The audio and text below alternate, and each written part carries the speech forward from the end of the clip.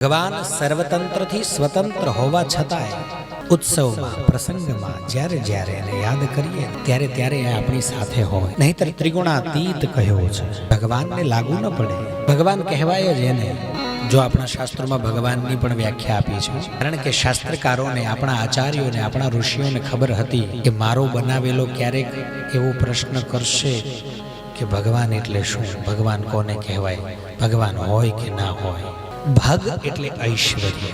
ઐશ્વર્ય ષડ્ભગા, 6 પ્રકારના ઐશ્વર્યો જેની અંદર સમાહિત હોય એને ભગવાન કહેવાય. જગતની સ્થિતિ, ઉત્પત્તિ અને લય એનું એ કારણ છે, એટલે એનો એ કર્તા છે.